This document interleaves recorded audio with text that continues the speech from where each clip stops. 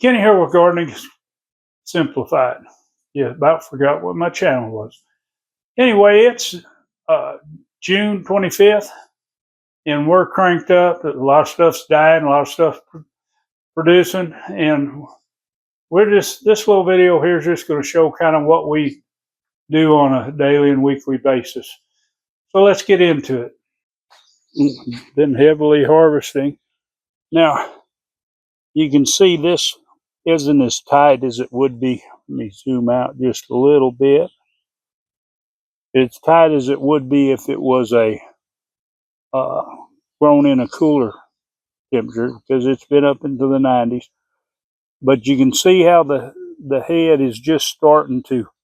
You see one little brown spot there. That's telling me it's fixing to go to seed. So instead of keeping it, now we do snap these off kind of long because the variety is really tender. But it's been a whole lot of harvesting. This head here, you can see it's really not even. It's all kind of up and down, but you see it's just now starting to swell some of these buds. So we don't just pick it because it's uneven. We take them, and if I can snap it off, normally I bring my cutters in the summertime, and I might have to.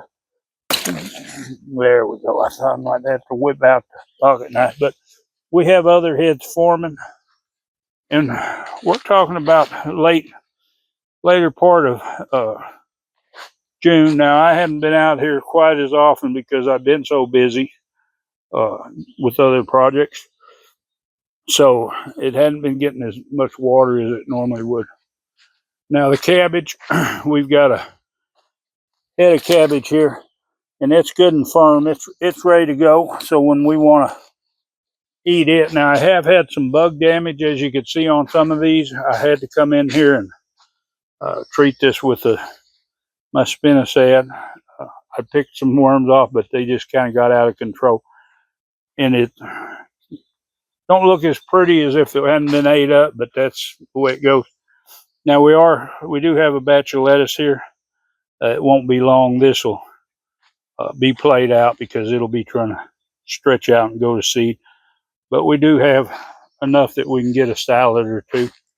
We've also been picking. We got stuff for the chickens, stuff that we've had so much rain.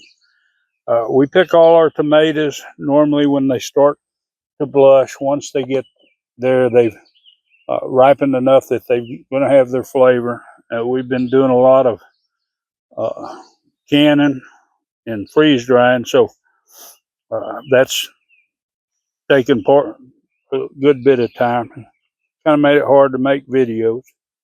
Our first row of cucumbers here, you can see these are pretty much played out. We're going to take these out, and then a couple weeks later we'll plant some seed for our later crop, be a different variety. Now the okra is doing real well. We've been pruning the lower leaves off this year, which is great. Kind of increases production on it, makes them really go good. And you can see the burgundy variety. Now our French beans, they're played out, they're cut off. We'll prepare this row, and then we're going to put in another batch of cucumbers here probably this week. And of course, the sweet potatoes are going crazy. I'm going to have to rake these vines back on to themselves. But everything in the garden is going real good. The celery still going strong. Now what we've done, and of course some of them small, we didn't bag them, but we put bags around the bottom. Normally say, well, you got to put dirt up against them, to blanch. We're going to grow these more like grocery store. So you can see we just put the bags around, put a rubber band around them, and we'll see how this does this time. The celery is great, like it grows naturally, but we're going to see if we can't get bigger stalks and better crop of celery this year. Cherokee purple tomatoes, which they've got disease. I didn't do anything to treat it, which probably should have. But what we're fixing to do, we almost don't have any tomatoes left on these, so we'll take them out. But I'm going to go ahead and pinch the tops and pot them up and see if I can't get a bunch of them rooted and start the next crop. The rain's really played havoc on our watermelons here. We've got a few that's in there. We might get 1 or 2 watermelons out of this. The cantaloupes, all that moisture's rotting on the bottom. I do have stands to put them on, but I just hadn't taken the time to do it, so that's going to be my fault. I could have had a few more. I did get a taste of cantaloupe. But anyway, the rest of the watermelons are doing good, so we'll count on them. And we have our wart here that bothers us all the time. We've been working on getting this greenhouse up. It's been a 3-year project. Maybe I'll take some time and go through everything, but we've got temporary braces on our end poles. We've got all our hoops up. Now we're putting our support pipes across there, and just get a little bit done every day with the heat. About 9:30, 10 o'clock, it's time to knock off. But we're slowly getting to it. It's coming together, and hopefully, at the rate it's going, we'll definitely have it ready by this winter, so and get our citrus trees in the ground. But we'll keep updated on that. We were set up out here to do our tomatoes. We juice them and cook them down, and we like to do it out here in the workshop or in the barn area. But we had a problem with the regulator went out after whenever the first tank emptied. So what we ended up having to do them inside, which is not as convenient, you know, the extra heat in there and stuff. But we've got another regulator hose coming, so we'll take care of that. We've also been harvesting our Jimmy Red corn. What we'll do is we'll take the really good ones. Some of them's not as mature as others, so the kernels are a little bit lighter. But we'll take some of the darkest ones and that are more representative of what we want, and longer cobs. We don't want to really take the short ones. That could be a mutation, and that they could just produce short cobs, and that might be why some in particular did that. It wasn't like they produced a long cob and didn't get pollinated. They just produced really short cobs, kind of like this here. When you're saving seeds, you want to save something, say, more like the cob length like it should be, because a lot of times you'll get some kind of mutation and it won't be as good. But we want to save some like this, good dark kernels on here. Now I broke the top off of that with either worm or it wasn't quite pollinated all the way.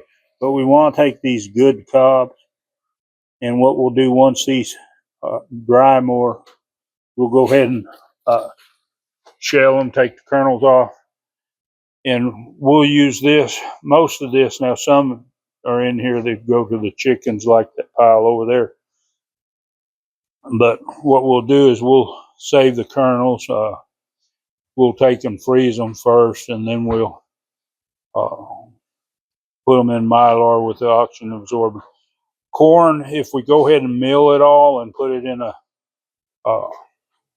Mylar bag, it's not going to keep as well as if the kernel's whole. So what we'll do is we'll take and mill this up as we need more flour. And freezing it will take care of any, if you have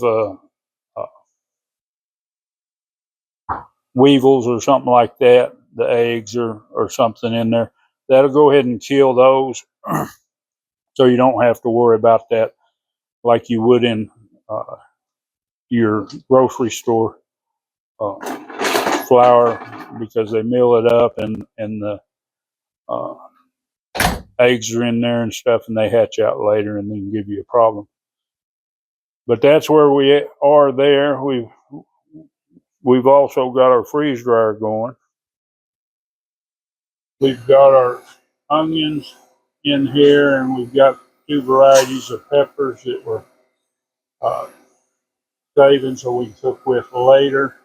Now, when it comes to our tomatoes, uh, what we do is we stack these in trays, and then every couple of days we go through here and we take the ripe ones out so that they have a chance to mature, but we don't have to worry about the bugs getting them or anything like that.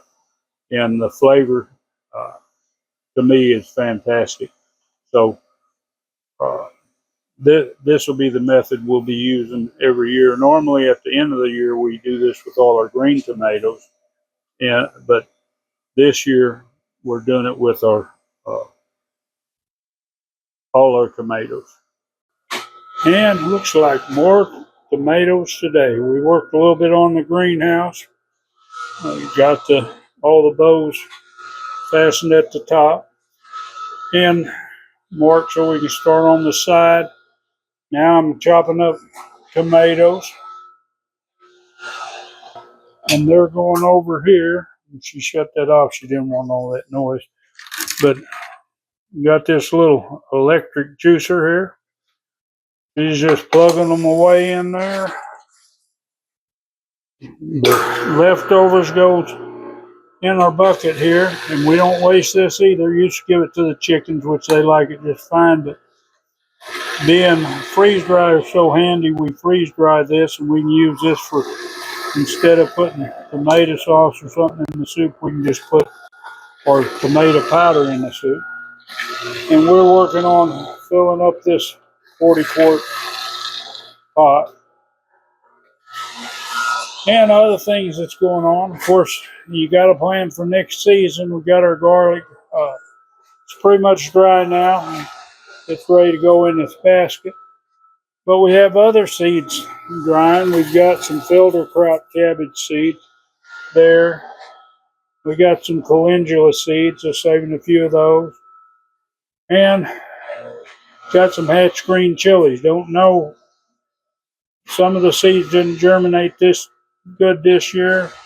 You always want to make sure that you have seeds for next year. Now, you can buy them if that's what you want to do, but it's just easy to take a pepper or two and save the seeds and see how they germinate for next year. But anyway, I know those of you that are out there and you're pretty much self-sufficient, you end up knowing pretty much what I'm telling. But those of you that want to be self-sufficient know that you've got a lot of planning, and it takes time preserving the stuff. Now, you don't have to have an electric juicer. We have one, but we used to juice these with the hand crank juicer. It just takes longer. This is a lot faster. We just happened to pick up a used one that was not very expensive, and loving it ever since. And of course, you look down here, and don't you know, she's got to follow everywhere. She got to be right here. Maybe I'll do a video on the introduction to Bandit. But anyway, tell me how your season's going. Tell me how busy you are right now, and of course, uh, let me know what you think. If there's something you want to know about and I can help you, I'll definitely make a video on it. But anyway, thanks for watching this one. I hope you enjoyed it. If you want to see more and you're not a subscriber, hit that subscribe, hit the bell, select all. And of course, give it a big thumbs up. That helps my videos. And share this video for your friends. Enjoy that gardening experience.